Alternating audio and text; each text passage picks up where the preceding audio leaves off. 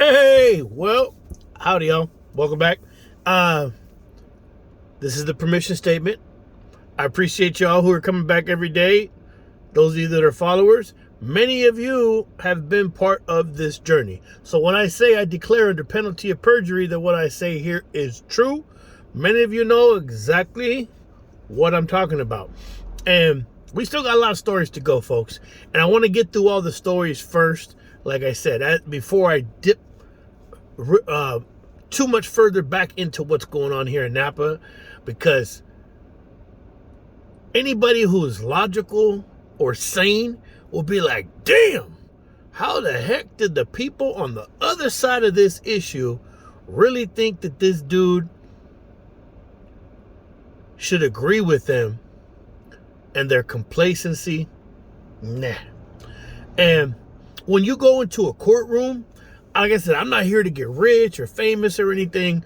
I'm here to protect my son, to make my point. And let's be honest, I'm self-represented. So the other person's attorney uses gamesmanship. They can use the strategy. They can use court procedures and court rules to make an untruth true or try to water down the actual truth. Objection! Objection, Your Honor. They object. That's like his two favorite words, this guy Gregory Winter. Objection and sanctions. So they'll try to scare you with sanctions. Like, oh man, if you got to understand, you're not an attorney. And if the other person has an attorney, they're going to have an advantage because you don't know the rules. So if you break the rules, then they're going to be like sanctions.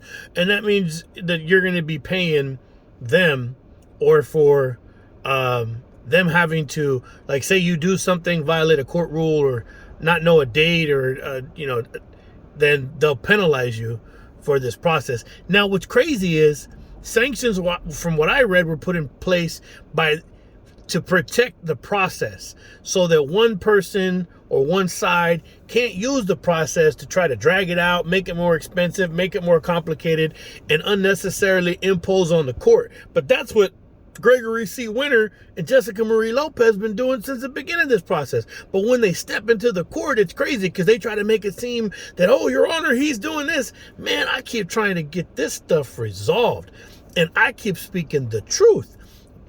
So what they'll do is, just so y'all know, if you go into the court and you have photographic evidence, when you submit it to the court, it's going to be a black and white copy, and it's going to be hard to make out.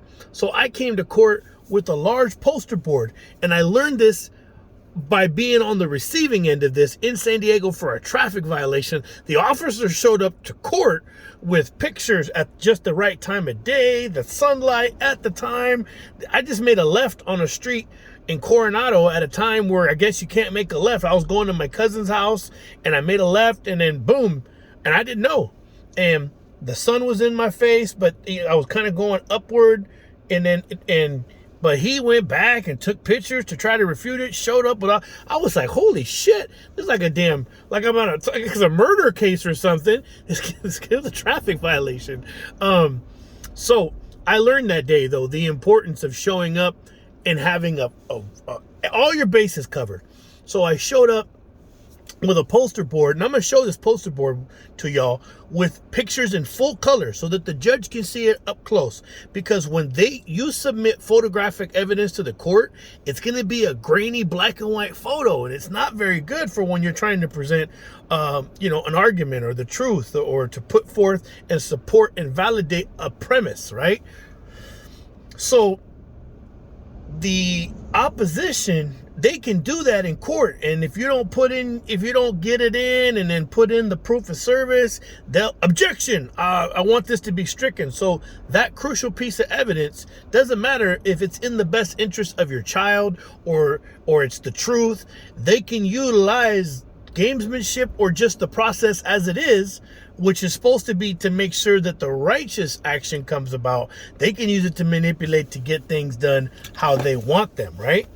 And so when you go in there, if you have an attorney, they're going to do a lot of this fighting. But keep in mind, when you're in front of the attorney, it's about the meat and the potatoes, not the I feels and fair and all this. It's what What rights do you have? How are those rights violated? How are they not violated? What protection measures are in place for you as an individual, whether it's a dissolution of marriage, like what protections do you have, that the splitting of quasi, assets and blah, blah, blah, community property and yada, all this other crap I've had to read about and learn.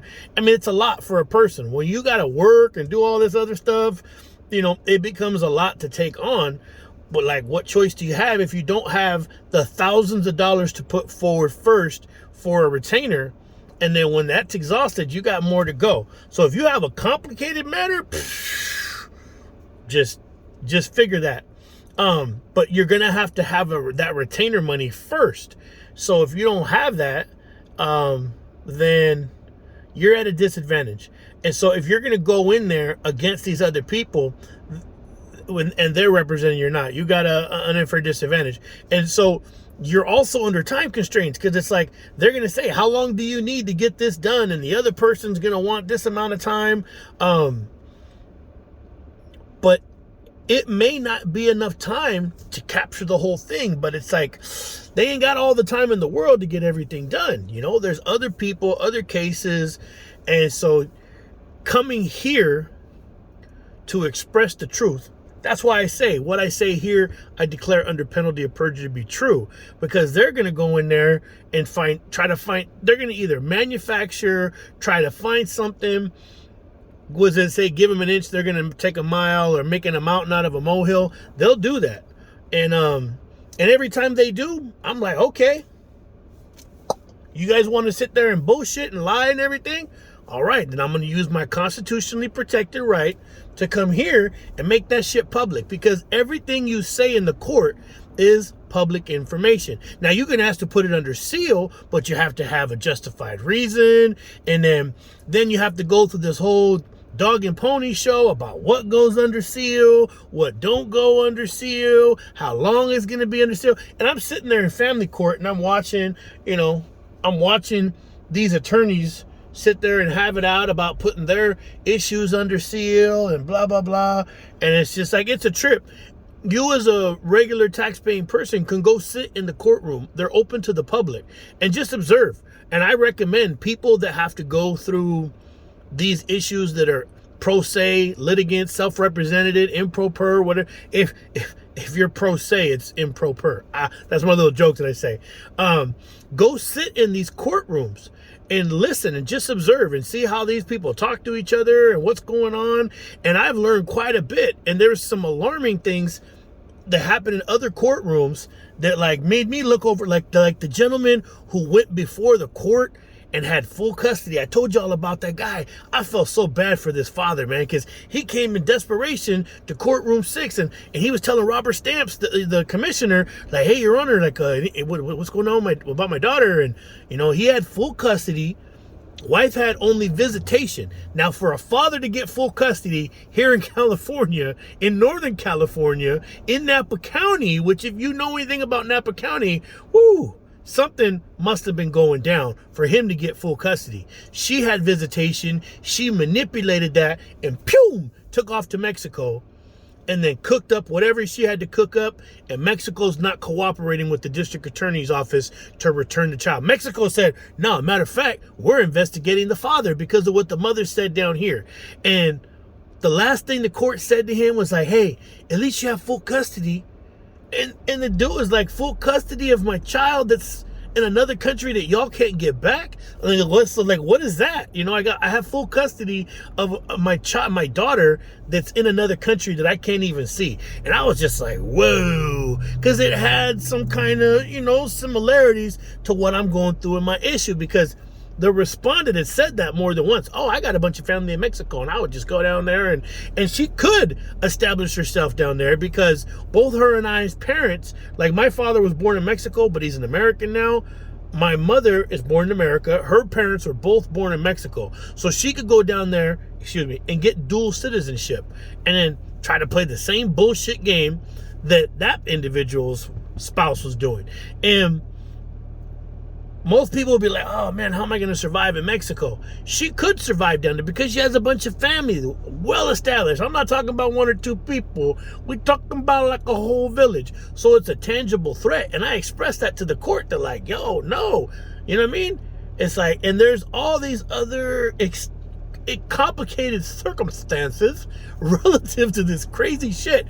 I didn't like, look, if you have a family and then you go do stupid ass shit, like some of the idiots that I'm going to talk about on here, like Christopher Vernon Rader, who knew he had 2 daughters that needed him and decided, oh, I'm going to take a gun with these other people and I'm going to go inside of a home that's not mine. I'm going to do a home invasion and I'm going to hold these people a hostage for drugs and money or whatever. He victimized a bunch of people that weren't involved in it for whatever, to facilitate. He gave himself permission to go do that stuff to some people when his daughters he had 2 twin daughters, needed them, ends up getting wrapped up, him and the other 3 people. Like I said, I'll read the case to you once I get the printout from it. But I do have the case number. I'll cite it here not too long in the future here. And gets wrapped up, gets like 18 years for this, and then like it hits a yard, and then gets cased up off the yard, gets sent over to an SNY yard. So if you have a family that needs you and you go do stupid ass shit, that ain't a good idea. Unfortunately, when I made the decision to step out I didn't have a child. I didn't have a wife. I mean, I had my first wife, but keep in mind, me being married to my first wife is part of what got me wrapped up in this to begin with. Excuse me. Trying to be an infantryman and Big Red 1 and 2-2 infantry and like the peacekeeper once again, and try to realign myself with that wonderful feeling you get when you go out there and you stand with the weapon system and you protect people and you go on patrol and you're like, no, you will not kill these people, stand down, and all that other shit, right? I mean, it was a great feeling to to be part of history in that sense. To go as a peacekeeper when people are fucking murdering and butchering each other, and you step in the middle and you're like, hey, I'm here to protect both you guys. I hope you guys understand that. And to gain the trust of both sides and successfully complete that mission. And that mission is still successful. These people were fighting for a long time. But to try to realign with that, and this was the opportunity, bad choice to do it. There's people that deserved it more than these people. I hate to say it like that, but it is what it is. My father-in-law was involved in whatever he was involved in. He was there. But the other victims were the family members, and it devastated their family. And I wasn't doing it for him. I went out there and took a stand on behalf of his family. And like I said, my friend, they kind of invited this chaos into their life. And so in hindsight, I should have just let things be what they were going to be. But that's where I try to talk about that self-actualization, where it's like, if you've gone through enough chaos and pain and everything, it's like you feel drawn to it and gravitating. So I had already exchanged gunfire, went through all that shit, and then I joined the army with these dudes that would later become some of the most known fucking warriors in America, straight out. And I'm going to run through those stories. So when I showed up, I had already exchanged gunfire and had people shot in the face next to me and all that. All the things that they would later go through, having people you care about dying. Because, it's unlikely that good soldiers and men are going to go to war and not lose some of their brothers, And that's the reality. Especially as infantrymen, they're more than likely going to lose the most because they're going to be sent to do the most rah-rah shit, right? So I had already been through some of those consequences. And so when I showed up there, I understood what it was, because a lot of people want to get into some shit, right? They're like, they're Redcon 1. They're like, this is what I'm here for. But many of them I don't think understood then, but they understand now that, like, hey, some of the people, it's going to hurt, man. Some of the people that we love and we care about right here, that no matter what, we may not be the same race, we may not be the same religion, ideology, from the same parts of the country. When it comes down to it, those people are going to make a decision to save your ass, And those dudes they held true to that, man. And I'm going to tell you guys some stories and point you guys in the directions of some of their books and the movies that were made as a result of some of the amazing, wonderful men that I was honored to call brother. And so before all that happened, go over there, we deploy, come back, and then woo, I'm like, yeah, this feels good. We're in the chronology of time on the planet now. So I probably should have just kept on trucking. There's other ways to self-actualize, but I didn't have a family. But it's really frustrating when I see people that have a family, they go out and make decisions that, like, yo, you victimize your family when you do that. If you're out there slanging or doing whatever it is, if you're banging or balling, what happens to you happens to them, and it hurts them. And, so it gets even that much more frustrating when somebody who's already suffered consequence and hardship, like the fucking pendejo who's the brother of the respondent in this matter, somebody who's already suffered, and you put all this faith and energy and like hope and support behind, they're like, hey, they got it right. If anybody did that much time and says all this stuff about religion and how they found God, they should be like on cruise control, just boom. And it was like that in the beginning, and I just kept my eye close, and I just started seeing what I should not have had to have seen. But the respondent just didn't want to see that shit, and then poof. But we'll get into that story more.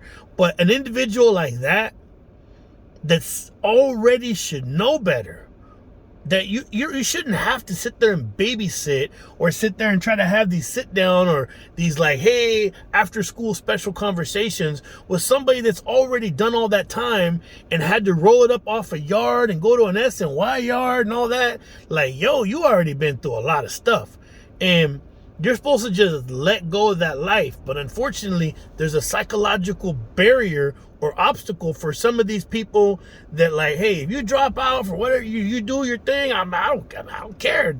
But it's just like some of the people still, you can see that it hurts them, or that they're just like, oh man, I used to be this and like that. But I just encourage people, instead of being like, oh man, I used to do this, people feared me because I did this and that, we got to be more focused on like, man, my kids needed me, I wasn't there. I'm focused on the here and now, the moment in time, moving forward, and I need to make up for that. If you weren't there for your kids, make up for that. I mean, even if you can't, do your best to focus on the time from this day. I'm out, bam, foot's on the ground, boom, pushing forward. But unfortunately, lack of time perspective is a thinking error that I've mentioned that before. Look it up. I don't know if it's somewhere you can find it, but when I took cognitive intervention in Texas, that was a thinking error that they identified, that sometimes people will be taken away, whether it's incarceration or deployments or whatever reason they're gone, and they try to come back and they expect everybody else who are still moving forward in time to go back to the moment when they left. And instead of them just saying, boom, we're moving forward, they're trapped in this, in this cycle of trying to get everybody else to go back to it. And they lose a lot of time, and the energy is wasted that could be focused on pressing. Because if you're driven, you can do a lot of good stuff in a very short period of time. Done it. Like, once you get rid of a lot of the obstacles and the barriers of whatever's holding you back on a cognitive level, phew, man, you can make up so much in a short period of time. And then it's going to dawn on you like, dang, if I would have been thinking like this so much further back, what could I have achieved? If I've achieved all this in such a short period of time, dang, what could I have achieved, right? So when I'm going to be going through this, man, I hope somebody will be able to see it, that I cared about these people. Like I said, I didn't want my wife to crash into a tree and die. And like my friend Fernando that died in a car accident, it didn't have to happen because he was drinking and driving, and his wife got sued for everything she owned. I mean, I got some stories to tell y'all. And so these things are always resonating in my mind. The assassin that shot through the door. Now, when I say that he sent an assassin to kill my friend's father, the assassin was unsuccessful. But think about that. Think about that. That somebody sent somebody, boom, boom, boom, boom, boom, boom, boom, boom, boom, boom, then emptied a whole magazine, a clip, through a door at this individual. So these things resonate through my mind. And that's what we're supposed to do. We're supposed to take life experience, inject it, augment it into our decision-making process. And it doesn't have to be our hardship. It could be somebody that we know, that we don't know, somebody that we love, that we care about, that we could be like, oh man, hey, this happened right here. This is what could have been done differently. And then, act accordingly. Adapt and overcome. But unfortunately, some people are just like, nah. And then they get stuck in the same circumstance, and then they want to spend all the time trying to convince everybody else why they should fix the problem that this person more than likely had hand in or put themselves front and center for it to happen. But they're just stuck in this thing about like, no, it happened to me. It happened to me. And it's like, yo, it happened to you because you put yourself in that circumstance.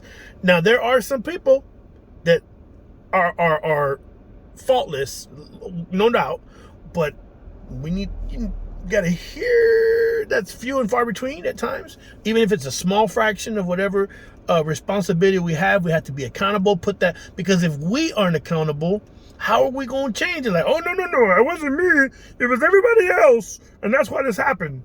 So then, if their thought process is like that, it can happen again, because they're going to see even their own actions or inactions as no, there's no fault of mine. It was the fault of everybody else, and that's why this happened. And they're setting themselves up for the next one, and the next one, and the next one. And then the enablers, if we're like, oh yeah, you're right, you did nothing wrong, it just happened to you, and then we're not helping them. We got to be like, hey man, we got to be real about it. We gotta, hey, yo. I mean, I ain't trying to be a dick or nothing, but it don't sound like, or tell them the real. Tell them what they need to hear, not what they want to hear, man. That's when you love somebody, man. But if you're up against a narcissist, you're in a lot of trouble. So in this court matter, when you're self-represented, I want to just taper off and finish this one up because my son's getting out of school here pretty soon. There's not a lot of time for you to make your case, right? So I'm here because I don't get a lot of time in there. And this is an exceptionally complicated issue. I don't think there's anybody in this process, whether it's the judges or the attorneys or anybody that's observed, the deputies, that aren't going to say like, whoa, this is one of the most crazy, chaotic circumstances I've ever had before me. I mean, I doubt honestly that anybody would say that. So you won't have a lot of time, and you have to hone what you shall present. And they're going to go in there and they're going to try to pick you apart, right? And I warned them from the beginning, like, hey, get it how you live, do what you want to do. But if you go in there and you lie and you play that game, I'm going to use a constitutionally protected platform as a means. I'll make you famous. So the truth, it may not matter so much out here, but it seems like the truth should matter because it's on the ground written there. Before you put your first foot on the step to go into the courthouse, it says truth right there. And some of these shady processes or people that are paid to make the truth what they need it to be to get the outcome that their client needs. So it's not about what's in the best interest of the child in that case, because there's many a bad parent or many a parent that may be a good parent but doing bad stuff that's not in the best interest of the child. But the attorney's job is to like try to, we're gonna put a little bit of this here, we're gonna put a little bit of that there, and we're gonna make this out to be righteous, right? I'm not an attorney, so I'm not paid. Nobody's paying me to go in there and try to facilitate what I need. I love my son. I love a lot of the other people involved in this, but it's just like they ain't got it. They ain't gonna get it, and so we're on two different sides, unfortunately, and it sucks because that's what's not in the best interest of our son. But their expectation is for me to just look left when all this shit's going on. And I'm gonna get I'm gonna get all the way in there. I'm gonna do a flow chart for you guys and really put this up there so you can see. And it sucks because now I know Napa people can see it, and you know, I don't really give a shit. People can look at me and be like, oh man, this guy, hey man, I care about my son, and I told them from the beginning, I'll do whatever it takes to make sure that my son is not negatively influenced and he doesn't have to go through the stuff I went through and the chaos. Because once they step their foot over that line and go into it, man, it's like, you can't protect your kid anymore at that point. You can't. So we have to put all the energy forward before they go down that path. And it sucks because all this turbulence and chaos could be a potential contributing factor to anything going wrong. So it's like, now I got to really step my game up. But it didn't have to be like this, man. All the people that have shot themselves in the foot repeatedly, they should have been reasonable and they should have understood. But they didn't. Instead, they just want to be like, oh, well, I'm a screw up and this person's a screw up. Like, you don't have to be a screw up your whole life. You can just, you can fix things and things can get better. But narcissists will intentionally put them all around them and put those other people that will tell them the truth and that are positive on the outside, and they'll put the people in the middle that are going to enable and encourage and validate the negative behavior so that they can continue doing it, because they need each other. They're enabling each other, they work in tandem together, but that's not in the best interest of my son. We're going to get deeper because, like I said, this whole thing is going to be something that most people cannot fathom. I declare under penalty of perjury that what I'm saying here is the truth. Gregory C. Winter, you can go into the courtroom and play whatever little bullshit games you want to play and everything. Let's bring it out here. Send it.